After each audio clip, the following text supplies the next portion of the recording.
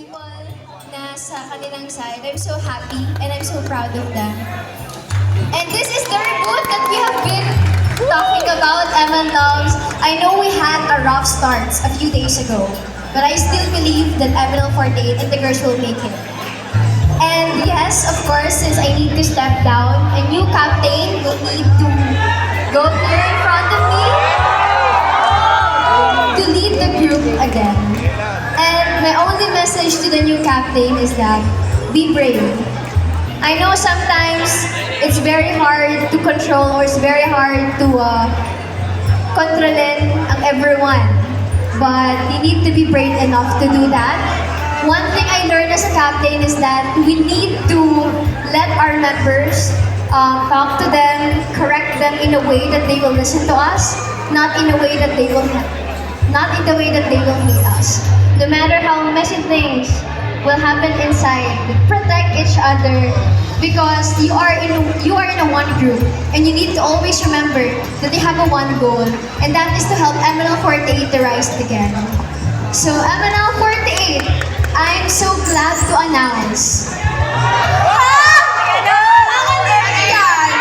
I'm so glad to announce our new overall captain.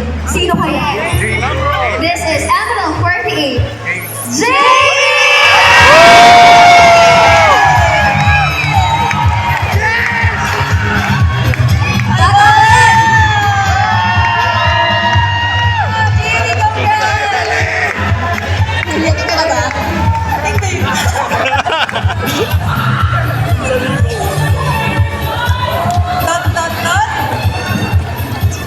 Congratulations, Jamie.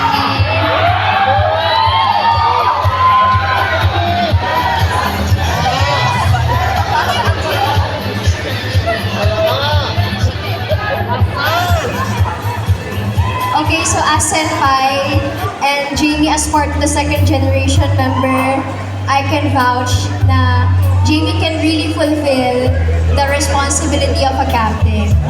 So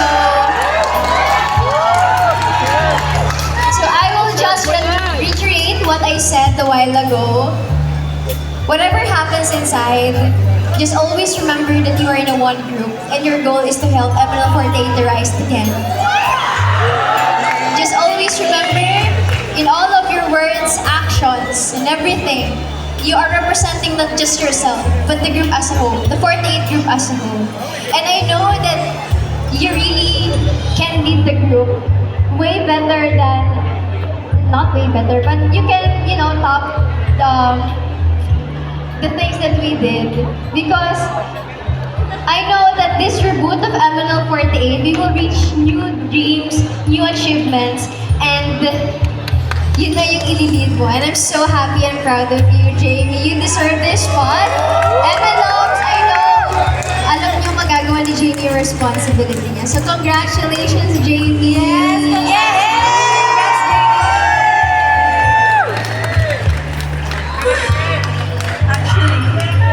Okay, I don't know where to start. First of all, I'd like to say thank you for your message, Ate, and everyone around you, Ates. Honestly, when I entered MNL48, I never dreamed of becoming a captain, nor a leader, because I know I'm surrounded by my senpais, the first generation. Ate Jem, Ate Shakika, Ate Lisa, Didian, everyone that came before me. I was always the co-high, supporting from the second line, third line, hanggang sa naging sa harap na. And I didn't realize na habang tumatakbo yung panahon, 6 years na pala ako sa MNL48.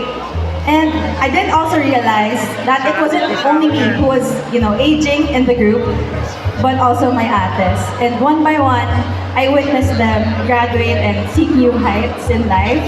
But they never really prepared me for this moment. Like, I never felt that I was ready for this moment because I was always leaning on them throughout my whole stay.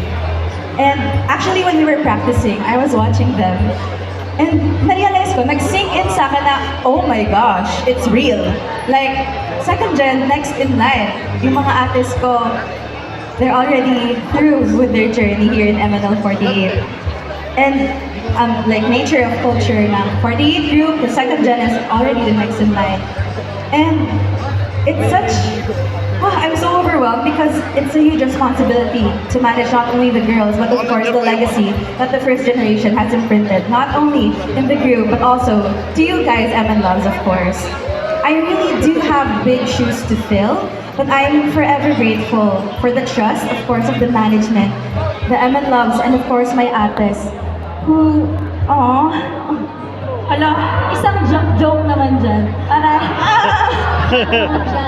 but, yeah, I don't know, it feels so surreal, but I can't say anything but thank you, and I will do my very best.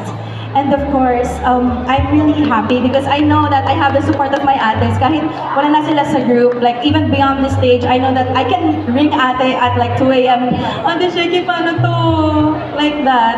So, I don't know what else to say, but thank you for the trust, and I'll do my best to, you know, make MNL48 great again with this reboot and rise. And the reason why I'm still here is for the future generations, and of course the generations to come after them. And when I feel that, you know, nakatungtong na sila, that's the time that I can say that MNL48 will be okay without me. But for now, I'm more than happy to be spending my youth, my time, my energy for the love of MNL48. Thank you so much, everyone.